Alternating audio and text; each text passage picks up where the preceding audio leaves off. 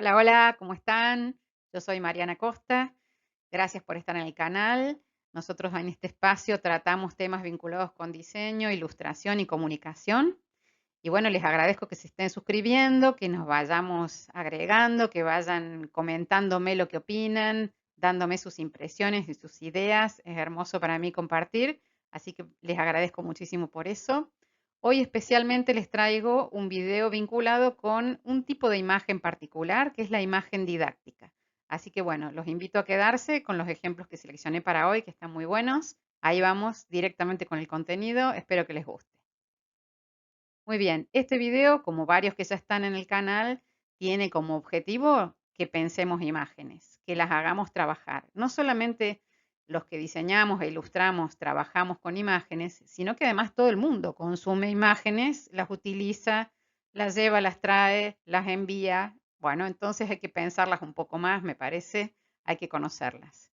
Así que considerando lo que dice Cassetti, vamos a hacer trabajar las imágenes. La primera imagen que les quiero mostrar es la de un cultivo de neuronas, que es muy impresionante. Está publicada en el National Geographic. Son imágenes, estas que han sido premiadas por su calidad y por su importancia científica.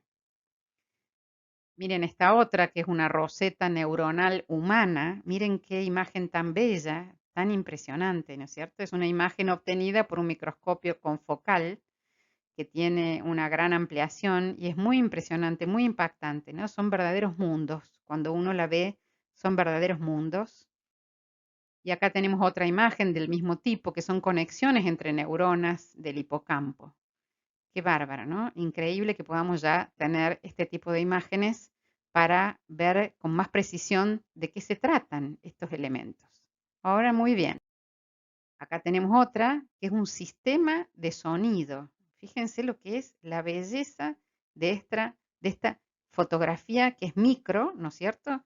Y que también ha sido premiada en un concurso. Ahí tienen todos los datos por si les interesa. Pero cuando uno ve estas imágenes, evidentemente son bellísimas y permiten la lectura a los científicos de infinitas cosas, pero para el común de la gente, estas imágenes hay que traducirlas a un tipo de imagen particular que se llama imagen didáctica para poder comprenderlas y aprender de ellas. Esto que estamos viendo acá es un gráfico aún todavía bastante complejo de una neurona que les muestro, ¿no es cierto?, como ejemplo. Y estos son dos gráficos más básicos todavía de lo que es una neurona. Creo que algunos habrán aprendido en sus escuelas qué es una neurona con un gráfico similar a este, ¿no? Entonces, quiere decir que las primeras imágenes que les mostraba son muy bellas para los que no conocemos cuestiones científicas específicas, pero estas son más didácticas. Nos permiten conocer una serie de elementos de las neuronas que las otras imágenes no. Entonces, si nosotros vemos estas imágenes esquemáticas, ¿no es cierto?, que reducen los detalles y que transforman este mundo en una imagen didáctica, pierden su grado de iconicidad. Quiere decir que se va alejando la imagen didáctica de su referente real.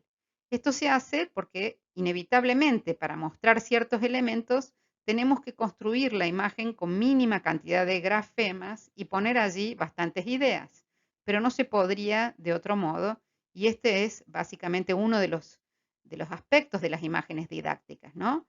Que se alejan, y a veces demasiado, de su referente real. Entonces, hay que tener cuidado cuando se diseñan o cuando se ven imágenes didácticas, hay que siempre pensar cómo será el objeto real, ¿no es cierto? Por supuesto que es una versión sintetizada, pero es importante considerar el grado de iconicidad que pueda tener esa imagen cuando se diseña o se ilustra. Muy bien, porque hay cosas que cuando uno las muestra, por ejemplo, esta imagen de un cerebro preparado para ser estudiado, es una imagen fotográfica maravillosa, pero desde el punto de vista didáctico, de su rendimiento didáctico, no sirve tanto, ¿no es cierto? Y cuando uno le va quitando elementos de la realidad, como este gráfico, ¿no es cierto?, que es un poco más sintético y que ya divide el cerebro por colores, ahí va ganando en didactismo. Por supuesto que según el objetivo que se tenga, ¿no es cierto? No es lo mismo un estudiante de medicina que necesita conocer un conjunto de detalles, ¿sí? Que alguien que apenas necesita saber lo básico de los hemisferios del cerebro. Digamos, las imágenes se vuelven didácticas a medida que se les va agregando información, pero a su vez hay que convertirlas a formas que sean asequibles, que sean aprehensibles. No hay una única manera de hacer eso, se puede hacer con fotografías, como vemos aquí. Aquí hay una fotografía que tiene rótulos y que permite un mayor didactismo, ¿no? Estos son, por supuesto, manuales de neuroanatomía. Depende del público al que vos te dirijas, pero en principio las imágenes didácticas buscan ese rendimiento que no buscan otro tipo de imágenes. Ya lo vamos a ver mejor. Estos son otros gráficos. Si tomamos el cerebro como ejemplo, fíjense unos gráficos de 1844 donde dejaban la cabeza, la nariz, la referencia de las orejas y del pelo como parte del gráfico, ¿no? Como para ubicar a quien está observando el órgano de una manera cenital, ¿no es cierto? Con esta visión desde arriba. Pero ¿qué sucede? A veces entre la imagen más icónica, ¿no es cierto? La imagen que tiene más vinculación con el referente real y el gráfico, se producen algunos pasos exagerados. Hay que tener mucho cuidado con los niveles de iconicidad, porque puede pasar que el objeto de referencia se pierda demasiado, como creo que sucede en este gráfico, ¿no? Donde realmente ya los colores y la forma del órgano se tergiversan demasiado. Muy bien, entonces las imágenes didácticas pueden ser producciones de varios tipos, ¿no? Esquemas, proyectos, planos, mapas. Ese tipo de imágenes buscan ser de una utilidad práctica, ¿no? Son organigramas, dibujos esquemáticos. Lo que buscan es que alguien comprenda y aprenda, o sea, que tome como propio lo que ve. Eso es un requerimiento fuerte para una imagen, ¿eh? No es una cosa sencilla lograrlo. En general, ese tipo de imágenes se llaman grafismos funcionales porque suponen una depuración del contenido. Uno inevitablemente elige qué va a poner, depura los elementos en función de lo que tiene que comunicar, concentra la información. Hay una lógica gestáltica de la totalidad. Quiere decir que cuando uno diseña una imagen didáctica tiene que ver la totalidad y definir jerarquías de elementos. ¿Qué es lo que va a mostrar primero?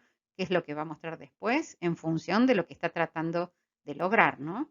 Y también hay una actitud normativa cuando uno diseña o ilustra imágenes didácticas. Quiere decir que uno define esta jerarquización y define normas para que la persona que observa esta imagen pueda rápidamente captar cuál es la estructura, cuál es la forma, qué es lo que se le quiere decir, ¿no?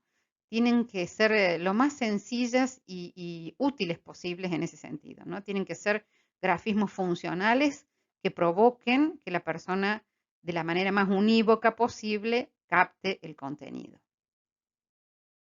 Muy bien, entonces, ¿qué buscan las imágenes didácticas? Transparentar fenómenos, mostrar, a veces demostrar, ¿no es cierto? Que no es lo mismo, porque cuando yo demuestro, doy un argumento y doy elementos, por ejemplo, comparativos, clarificar, explicitar algún tema, transmitir algún conocimiento o transmitir alguna información, pero también muchas veces buscan convencer y persuadir sobre algo, ¿no es cierto? Entonces, no tenemos que confundirnos porque todas las imágenes son en sí mismas parte de un discurso. Entonces hay que ver en qué contexto está puesta esta imagen didáctica y qué es lo que queremos decir, de qué queremos persuadir a la gente, porque inevitablemente debe haber alguna idea atrás de la publicación o la exposición de esa imagen. Entonces, la imagen didáctica busca todo esto, pero a su vez también seguramente buscará persuadirte o convencerte o informarte, etcétera. Muy bien, fíjense una infografía explicativa. Es una imagen didáctica donde simultáneamente vemos todo lo que hacen las diferentes personas que trabajan en este auto en el momento en que entra a boxes. Eso es típico de una infografía, el hecho de que se vean a la vez varias cosas que en la realidad no están presentes, pero es un recurso muy didáctico, ¿no es cierto? Porque uno rápidamente se da cuenta de qué hace cada personaje, inclusive están puestas las referencias. Las referencias son recursos muy propios de la imagen didáctica. Fíjense, están en celeste los que cambian los neumáticos y en ese color terciario, medio gris, está quien desatornilla y atornilla las ruedas con una pistola neumática. Y fíjense cómo se intercambian y van cambiando de lugar. Así que bueno, se utilizan múltiples recursos para construir una imagen didáctica. Acá estamos viendo simplemente una breve introducción. También estas imágenes didácticas pueden describir fenómenos que no son de naturaleza óptica, que sería muy difícil o a veces imposible verlos de este modo. Por ejemplo, cómo se forma un arco iris es algo imposible de ver de manera tan descriptiva como se lo puede ver en un gráfico, ¿no es cierto? Así que eso es una cosa interesante de las imágenes didácticas, que te permiten ver cosas que no son de naturaleza óptica. La imagen didáctica también suele contar, y está buenísimo que se logre, con la participación más efectiva del que mira. Para que sea más didáctico todavía, si vos lográs que tu destinatario participe de una manera efectiva en el enunciado, eso agrega mayor posibilidad de que el destinatario interprete y que capte la información.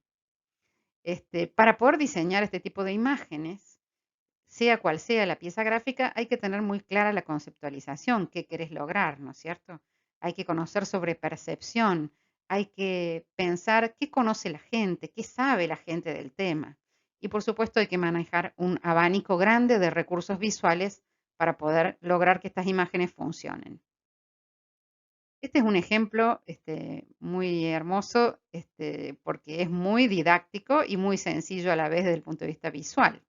Esto es un gráfico que se hizo en un diario que se llama La Voz del Interior de Córdoba, lo hizo Juan Colombato, y se refiere al rescate de los mineros en Chile en el año 2000. Entonces, a tamaño real, en la doble página del diario, esto es una página de papel impresa, se imprimió ese círculo que ven ahí, ¿no es cierto? Y lo que es interesante es que se convoca a las personas a poner el diario en el piso y poder ver, apoyarse sobre ese círculo y ver cuál era el tamaño de los elementos, de los tubos con los cuales sacaban a los mineros, porque realmente eran tubos muy pequeños como ascensores que permitieron sacar a los mineros de ese accidente tan tremendo que hubo, ¿no? Y rescatarlos. Entonces, fíjense cómo con escala real se puede trabajar una imagen muy didáctica, logrando la participación del destinatario, ¿no? Esto no es la primera vez que se hace, hay antecedentes de esto. Digamos, se trata de lograr que las personas vean en ese enunciado algún objeto que remita a un elemento real, ¿no? Esto, por ejemplo, lo hizo Pablo Loscri en el diario Clarín, cuando comentaban que habían llegado anacondas al zoológico. Entonces, ahí, en ese círculo que están viendo, la imagen didáctica consiste en un simple círculo, pero que es el diámetro del cuerpo a tamaño real de las anacondas gigantes, ¿no? Que llegaron al zoológico. Entonces vos ves la noticia y ves ese círculo y decís qué tamaño gigantesco tiene este animal de diámetro, ¿no? Entonces, así funciona muy bien lo que es la participación del destinatario en el enunciado.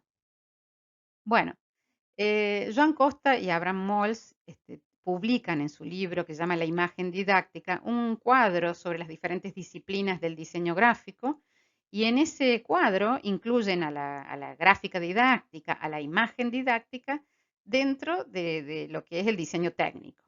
Entonces, yo diría que la gráfica didáctica no es solamente diseño técnico. Estas son las demás áreas que Costa y Mols agregan, que son editorial, publicitario, embalajes, identidad y señalético, y ubican, como les digo, a la gráfica didáctica dentro del diseño técnico. A mí particularmente esta división en campos tan rígidos no me resulta, sobre todo en la actualidad en la que todo se combina y todo se solapa y todo se enriquece en lo que llamamos los cruces, ¿no? Entre disciplinas. Pero sacando eso de lugar, esto es lo que ellos plantean de la gráfica didáctica, que tiene producciones, como ya dijimos, esquemas, proyectos, planos, que tiene códigos, que son los grafos, las redes, que son específicos de cada disciplina, que tiene estrategias, que son la presentación de los fenómenos, de las ideas, de las magnitudes, que no siempre son de naturaleza óptica, como dijimos, y que tiene efectos sociales, que son el didactismo y la transmisión de conocimientos, y lo que se llama el autodidactismo, sobre lo que vamos a ver ahora en un minutito. Entonces, este es el gran cuadro donde se ubica la gráfica didáctica dentro de lo que llamamos el diseño técnico. Muy bien, hay muchos ejemplos de aplicación de imágenes didácticas a temas publicitarios, porque cada vez más el lenguaje publicitario como género va tomando de otros géneros y rearmando sus enunciados, ¿no es cierto? Este es un ejemplo de, por ejemplo, lo que llamaríamos una línea de tiempo de evolución, entre comillas, de los celulares. Entonces, si yo tomo un gráfico como este, me doy cuenta que este no es un gráfico que busque ser didáctico, sino que tiene una combinación con lo estético y estaría también solapado en el área de lo que es el diseño publicitario, ¿no es cierto? Entonces los gráficos tienen que tener una condición estética particular para poder ser aceptados, asumidos y que lleguen a su vez al destinatario. Acá también hay una frase interesante. Los esquemas pueden volverse elegantes, presumidos y adornarse con lujos del color. Pueden volverse parlanchines y querer decir más de lo que hay. Pueden disimular nociones negativas, simular lo que no son o mentir. Esa frase es importante porque no vamos a desarrollar acá lo que es la manipulación de la imagen, pero es importante que comprendan que cuanto más se aleja del referente real un gráfico, que es un gráfico que tiene fines didácticos, más posibilidad hay de manipular la imagen. Entonces, considerando eso, ojo porque a veces los gráficos mienten, las imágenes didácticas no lo son tanto, entonces es importante tratar de buscar referencias, sobre todo con algunos temas que son serios, ¿no? Muy bien. Y una cosa, para ir redondeando, ¿cuál es la idea con respecto a la imagen didáctica? La imagen didáctica no es un profe que te está hablando. La imagen didáctica depende de lo que llamamos el autodidactismo, ¿no? Y entonces, en ese sentido, hay una frase de Chillida que dice: el motor del conocimiento es el deseo de saber y no la voluntad de enseñar. Esta frase es importante porque evidentemente los gráficos didácticos dependen, tanto como las imágenes didácticas, dependen del destinatario. Si él no pone de su parte y no tiene la voluntad, ellos solos no van a poder lograr el aprendizaje, ¿no? Entonces, el didactismo es más cercano a aprendizaje que a enseñanza. Eso es importante para que comprendan qué es lo que sustenta a una imagen didáctica y lo que realmente la imagen didáctica depende de eso, ¿no? Para su existencia y para que funcione. Bueno, y si tomamos en cuenta esto, ¿no? Yo me gustaría preguntarles y que me dejen sus ideas abajo del video.